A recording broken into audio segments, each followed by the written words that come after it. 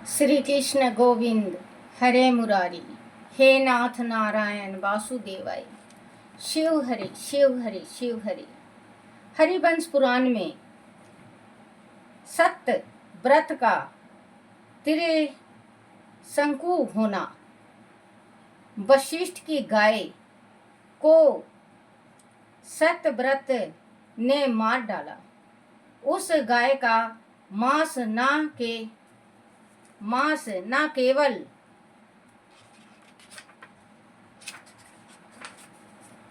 केवल उसने खुद खाया, बल्कि अपने साथ रह रहे वशिष्ठ मित्र के कुटुंब को भी खिलाया, क्योंकि वह वशिष्ठ से रुष्ट था। किंतु इस घटना का जब वशिष्ठ को पता चला तो वह अत्यंत क्रोध हुए। दूसरे को बच्चों कहते हैं कि जिस टाइम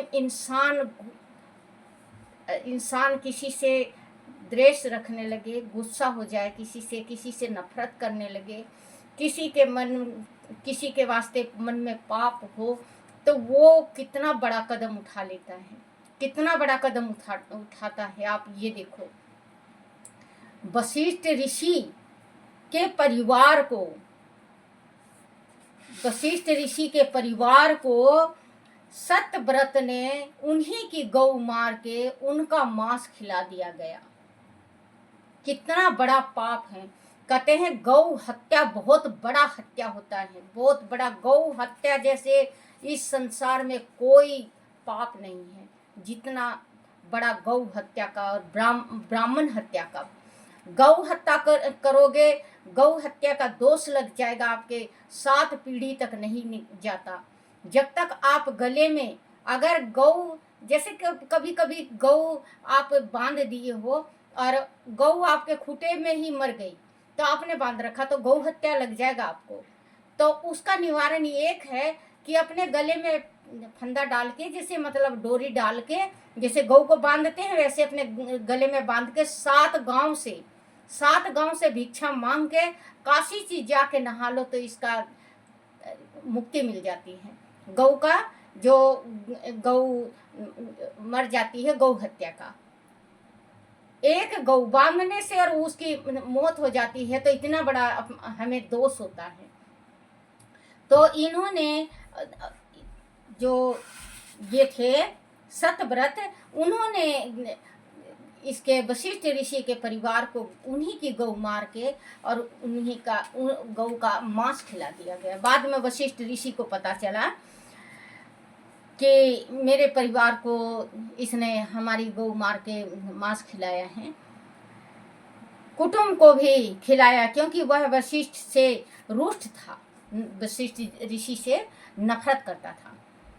किंतु इस घटना का जब वशिष्ठ को पता चला तो वह अत्यंत क्रोध हुए। दूसरे को ब्याही जाने वाली कन्या का अपहरण, गो हत्या, ये इसमें देखना बच्चों कि किन चीजों से हमें पाप पड़ता है, हमें दोष होता है, हम कौन कौन सा कार्य हमें नहीं करना चाहिए। तो इसमें दिया हुआ है, वो ध्यान से सुनना और अमल भी करना। ये नहीं बच्चों कि हमने सुन लिया और हम अमल नहीं करते, उसको अमल करना चाहिए। अमल हमारे जीवन में उस चीज का, अच्छाई चीज को अमल करो, बुरा चीज को त्याग दो। वशिष्ठ को पता चला तो वह अत्यंत क्रोध हुए। दूसरे को ब्याही जाने वाली कन्या का अपहरण, अगर किसी अपनी कन्या किसी के और के साथ ब्याही गई है और कोई अपहरण करके ले जाता है, उसका भी है। कन्या का अपहरण, गो हत्या तथा गो मांस का भक्षण, ये 3 वेद विरुद्ध कार्य है। ये 3 वेद में नहीं लिखा गया है कि इनका कोई अपने जीवन में लाए। इसको यही बताया गया है कि ये सबसे बड़ा महापाप है। क्योंकि अगर किसी लड़की की शादी हो रही है और कोई अपहरण करके ले जाता है, उससे बड़ा दुष्ट कोई नहीं। अगर गौ हत्या करके कोई किसी को अनजाने को मांस खिला देता है, देखो उसको पाप नहीं लगता। बच्चों में मुझे ये नहीं समझ आता कि मांस खाते क्यों हैं, मांस खाते क्यों हैं? जो लहसुन प्याज भी नहीं खाता वो मर जाता है क्या? लहसुन प्याज भी नहीं खाता कोई कोई। तो ये तो बहुत बड़ी चीज है जो कि इंसान किसी का जी मार के, अपन एक उंगली में अगर कभी भी एक उंगली में कट मार के देखो कितना तकलीफ होता है। आप तो जानी मार के खा जाते हो, कितना बड़ा पाप है। हरे राम, राधे राधे बच्चों, राधे राधे। कन्या का अपहरण, गो हत्या तथा गो मांस का भक्षण, यह तीन वेद विरुद्ध कार्य करने के कारण वशिष्ठ ने सत्यव्रत को त्रिशंकु हो जाने का श्राप दिया। त्रिशंकु का अर्थ है तीन दोषों, यह तीन कामों, तीन, ध्यान से सुनना बच्चों, का अर्थ है तीन दोष, यह तीन कोनों कांटों वाला है। राजन, विश्वामित्र जब तप करके लौटे और उन्हें त्रिशंकु सत्यव्रत द्वारा अपने कुटुंब के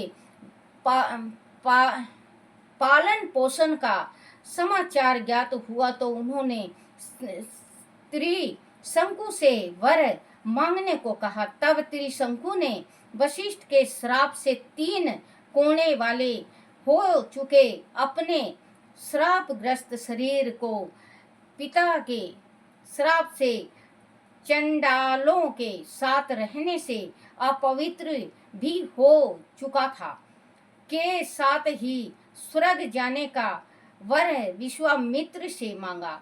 तब विश्वामित्र ने ऐसा ही किया।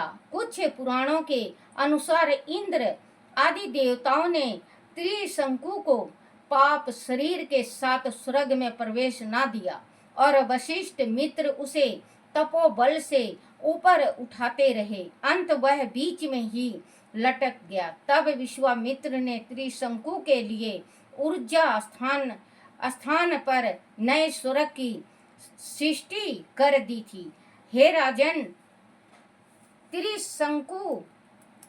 त्रिशंकु की पत्नी सत्यरथा के वंश की थी। उनके निष्पाप पुत्र हरिश्चंद्र को तब राज सौंपा गया। हरिश्चंद्र ने अपने एक पुत्र रोहित के नाम पर रोहितपुरी बसाई थी। वह हरिश्चंद्र सम्राट हुए। पुराणों में इनकी सत्यवादी, दान, तप तथा वचन पालन की अनेक कथाएं प्रसिद्ध हैं। कालांतर में रोहित का पुत्र हरित पौत्र संचु तथा प्रपोत विजय वह सुदेव हुए। विजय ने संपूर्ण क्षत्रियों को जीता। विजय के पुत्र रुरुक पौत्र वुक तथा प्रपौत्र बाहु हुए। बाहु धर्म पालन और वीरता में परिपूर्ण न थे। अंत हे वंशी ताल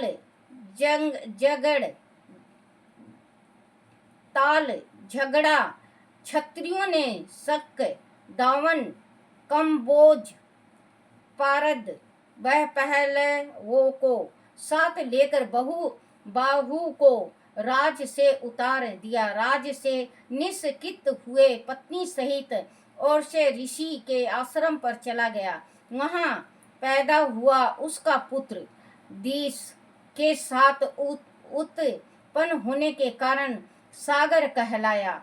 सागर महापराक्रमी और अप्रतिम धनुधर हुआ। उसने बाद में हे वंशियों द्वारा उनके सहयोगियों को पराजित कर पिता का राज पुनः अपने अधिकार में ले लिया।